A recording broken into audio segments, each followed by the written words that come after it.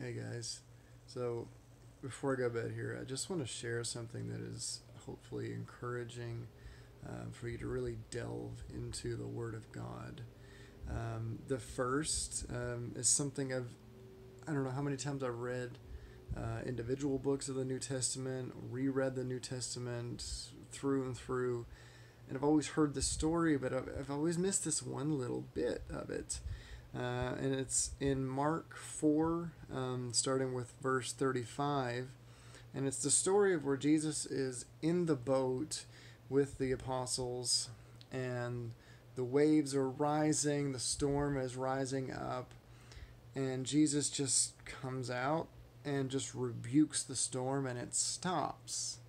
And my mental image of this is always that it's just the apostles. Right there with him, there was just one boat. But let's actually read that. So it's Mark chapter 4, starting with verse 35. As evening came, Jesus said to his disciples, "Let's cross to the other side of the lake." So they took Jesus in the boat and started out, leaving the crowds behind, although other boats followed. I've always skipped that part. But soon a fierce storm came up. High waves were breaking into the boat, and it began to fill with water. Jesus was sleeping at the back of the boat with his head on a cushion.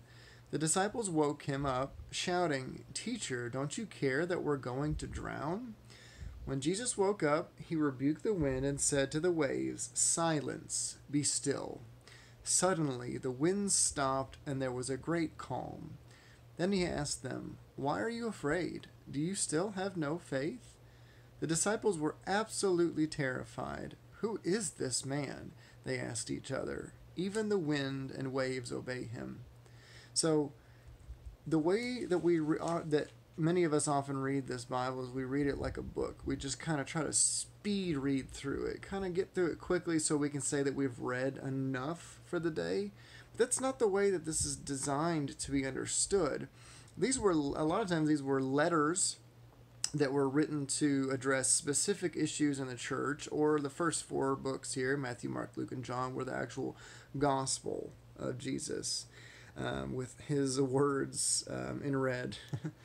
And I think it's so important that we not only just read the words, but understand and try to get a mental image of what's going on. See, I had a skewed image of what was really going on. I just pictured Jesus comes out of the bow of the boat, and he rebukes the winds, and this is just the apostles. But no, picture, if you will, a small fleet following Jesus in his boat. You know, it's Jesus and the apostles in that boat, but there's all these other people that weren't part of that crowd that got left behind. They were people that said, you know what, I have to be where Jesus is. And I think of when they cast lots after Judas Iscariot betrayed Jesus, and they had to cast lots to find who God wanted to become the 12th apostle to replace him. And they saying, you know, let's pick somebody who has been with us from the beginning, even since Jesus' baptism. How awesome would it be that one of those people, that guy that was chosen, he could have been on one of those boats? Because from the apostles' perspective, they heard Jesus' words, but even these other boats that are out here probably saw Jesus' lips moving, and then all of a sudden the storm stops. They knew it was him. So it wasn't just the apostles that got to experience Jesus' power firsthand. It was everybody who followed him, which is important because it's saying even if Jesus didn't directly pick you as the 12, if you want to call it that, you can't come to Jesus unless God brings you. And the closer you stay to Jesus, the more of him you're going to see. And another example that I kind of came across was in Luke chapter 5, starting with verse 29, where Levi, they're having a banquet there, right?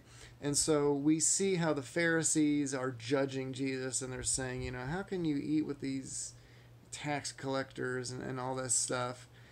And Jesus rebukes them.